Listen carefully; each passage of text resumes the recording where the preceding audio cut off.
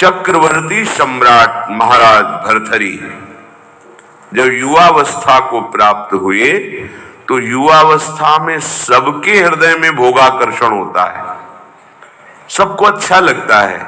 सुंदर पति हो, सुंदर पत्नी हो, सुंदर महल हो, खूब भोग सामग्री हो, हमारी आज्ञा पालन करने वाले सेवक हो, आदि आदि। जितना तुम सोच सकते हो उससे बहुत अधिक महाराज भर्तृहरि जी के पास था, क्योंकि चक्रवर्ती उसे ही कहते हैं। भूमंडल में एक छत्र राज, जहां से सूर्य उदय होता है और जहां सूर्य अस्ताचल को जाते हैं वहां तक उनका एक छत्र स्वामित्व। छोटे भाई विक्रमादित्य महान बलशाली, महान बुद्धिमान, कुछ कमी नहीं। भर्तृहरि जी के हृदय में स्त्री के प्रति आकर्षण पैदा हुआ, सर्वसामर्थ्यशाली थे, आदेश किया। कई बार सुनाया है, पर ये बार बार सुनकर कम से कम समझ में तो आ जाए। विश्व की सबसे सुंदर राजकुमारी को हमारे पास पत्नी के रूप में वर्ण करने के लिए लाया जाए। कौन नहीं चाहेगा ऐसे सम्राट, ऐसे सुंदर वैभवशाली राजा को अपना पति बनाना। एक पिंगला नाम की बहुत सुंदरी युवती को वर्ण किया भर्तृहरि जी ने, और मन में विचारा कि आखिरकार भोगों में क्या सुख, इसके लिए मुझे एकांत चाहिए। विक्रमादित्य से कहा, आप राज्य शासन को संभालिए जब तक हम अनुभव नहीं कर लेते। महल में किसी भी तरह की राज दरबार की बात लेकर कोई ना आवे, मुझे स्वतंत्र छोड़ दिया जाए। राजाज्ञा, संपूर्ण भोगों की बाहुल्यता महल में। क्या कभी आग में धीरे धीरे घी डालने से आग शांत होती है क्या? ऐसे ही भोगों को भोगने से कभी कामाग्नि शांत थोड़ी होती है, और भड़कती है। अगर सुख हो तो विश्राम मिल जाए। एक दिन पिंगला काफी समय व्यतीत होने के बाद वो अपने महल की पीछे खिड़की से झांक रही थी। पीछे अश्वशाला थी, वहां घोड़ों की रक्षा और सेवा कराने वाला अश्वपति अपने सेवकों के द्वारा घोड़ों की देख रेख, उनकी सेवा कराता था। बहुत ही हष्ट पुष्ट जवान। पिंगला देखकर आसक्त हो गई, एकांत में मिलने लगी। जब महाराज विश्राम को होते तो एकांत में मिलने लगी।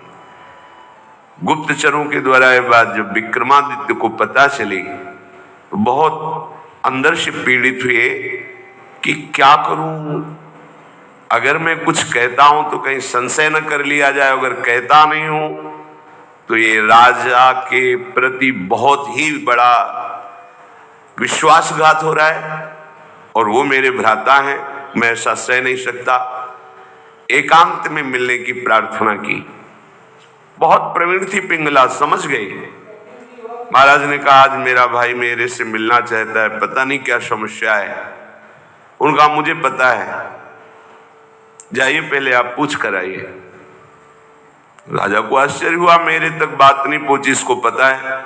बहुत प्रवीण थी, पर विषयों में प्रवीणता कोई प्रवीणता नहीं कहलाती। प्रवीणता तो विषयों के त्याग की होनी चाहिए। बुद्धिमत्ता गड्ढे में गिरने की नहीं होती, बुद्धिमत्ता उससे निकलने की होती है। विक्रमादित्य ने कहा कि मेरी बात पर विश्वास किया जाए महाराज, जो महारानी पिंगला है इनका चरित्र ठीक नहीं है, ये अश्वपाल से संबंध रखती हैं, ऐसा मुझे गुप्तचरों के द्वारा पता चला है। आवेश में अंदर गए। रानी ने कहा, हम बता रहे हैं। वो क्या बता रहे होंगे? वो यही बता रहे होंगे कि अश्वपाल से हमारा गलत संबंध है। ये तुम्हें कैसे? मुझे पता है। कैसे पता है? देखो, हम आपको प्रमाणित नहीं करती, पर आपके भाई चरित्रहीन है। नहीं, इसका प्रमाण चाहिए। आप ऐसे पवित्र भाई के ऊपर ऐसी बात नहीं लगा सकती।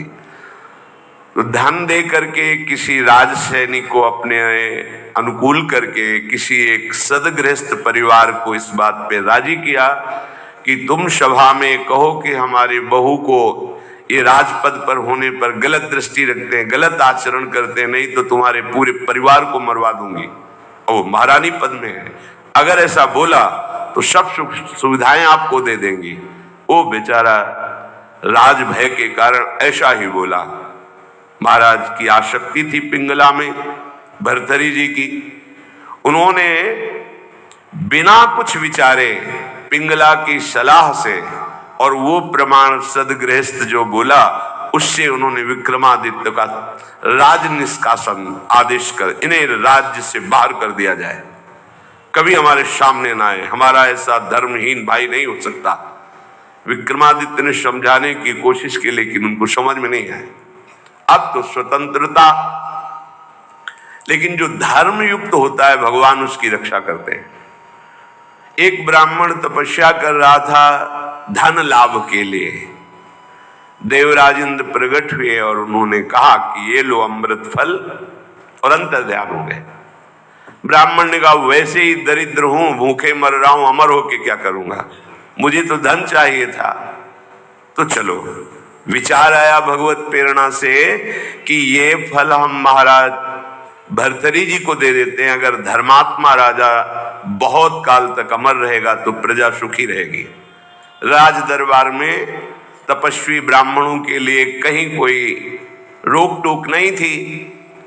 वो गए महल में मिलने की आकांक्षा की, तुरंत आदर सहित महाराज भर्तरी उपस्थित हुए, आज्ञा कीजिए। और उनका हमने तपस्या की थी धन प्राप्ति के लिए, पर मिला ये मुझे अमृत फल, क्या करूंगा अमर होकर, वैसे ही गरीब हूं। हमारी इच्छा है कि आप जैसे धर्मात्मा राजा यदि अमर रहेंगे तो प्रजा का पुत्रवत पालन करेंगे, और मुझे धन चाहिए तो आप धन दिला दीजिए और ये अमर फल ले लीजिए। अविश्वास की कोई गुंजाइश नहीं थी क्योंकि तपस्वी ब्राह्मण थे। महाराज भर्तरी ने आदेश किया जितना ये धन चाहे इनको दे दिया जाए।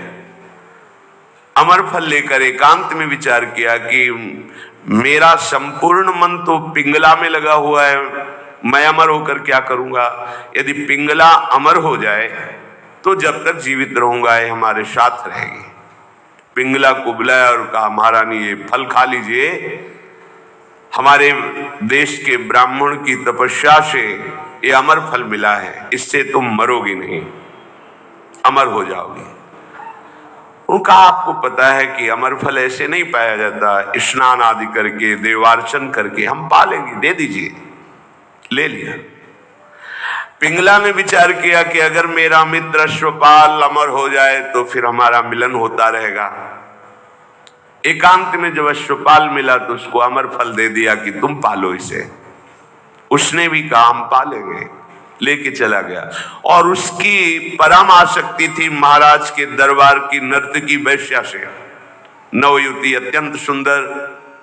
उसने उस वैश्या को बुलाया अश्वपाल ने और कहा कि अमर फल मुझे प्राप्त हुआ है, मैं अमर होके क्या करूंगा, मेरी आसक्ति तो तुम्हारे में है, तुम इसे पालो, अमर हो जाओगी।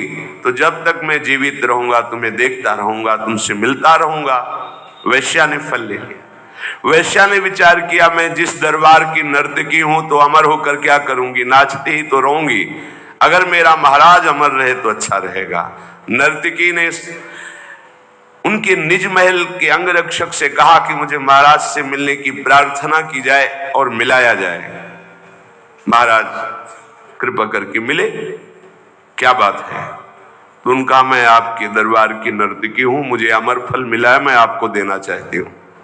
होश उड़ गए महाराज के, वही अमर फल। वैश्या से कहा कि तुम्हें किसी भी तरह का दंड नहीं दिया जाएगा, पर तुम सत्य बोलो, ये अमर फल कहां से प्राप्त हुआ है। उनका ये अमर फल मेरा एक मित्र है जो राज परिवार के घोड़ों की सेवा कराता है, अश्वपति, उसने हमें दिया है। और वो महल के पीछे ही था अश्वशाला। महाराज समझ गए। उसको बुलाया अश्वपति को और कहा भाई वैसे तो खड़े खड़े हम तुम्हारे सैकड़ों टुकड़े करवा सकते हैं, पर हम तुम्हें क्षमा करते हैं यदि तुम हमें सच्ची बात बता दोगे कि तुम्हें अमर फल कहां से प्राप्त हुआ है। डरते हुए भयभीत होकर उसने कहा महारानी पिंगला ने दिया है।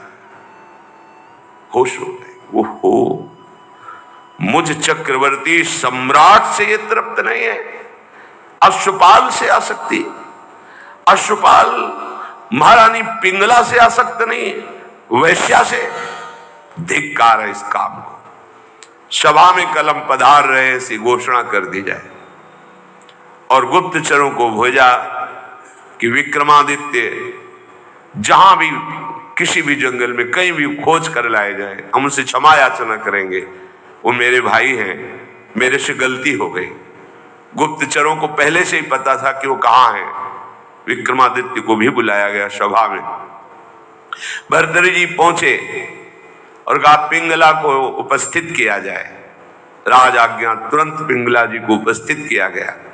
बोले मेरे देश के ब्राह्मणों की तपस्या का फल संपूर्ण प्रजा और राज्यसभा देखे। मैं अपनी तलवार से रानी का गला काटूंगा पर वो मरेगी नहीं, क्योंकि इसने अमृत फल खाया है। और तलवार खींचा, जे ही प्रहार कर वो चीख पड़ी, नहीं महाराज रुकिए। क्यों? तुम्हें संशय है? अमृत फल मिथ्या नहीं हो सकता। उनका मैंने पाया नहीं। क्या किया? अश्वपाल को दे दिया, क्योंकि मेरी आसक्ति अश्वपाल से। कुछ न किसी से फिर नहीं बोले। राज मुकुट सिंहासन पर रखकर और कहा विक्रमादित्य तुम इसका पालन करना, मैं ऐसे निकृष्ट संसार का आश्रय नहीं लूंगा। धिक्कार है। कैसा ये काम है जो मुझ चक्रवर्ती सम्राट से ये पिंगला तृप्ति का अनुभव नहीं कर पाई, विश्राम नहीं मान पाई। ये अश्वपाल से, अश्वपाल महारानी से नहीं, एक वैश्या से। धिक्कार इस काम की वृत्ति को, धिक्कार इस झूठे संसार के प्यार को। और घोर वैराग्य में जीवन व्यतीत किया और भगवान शंकर का साक्षात्कार करके ये वरदान मांगा कि कभी मुझे सम्मान से भिक्षा भी न मिले, क्योंकि ये सम्मान ही संसार के राग को पुष्ट करता है।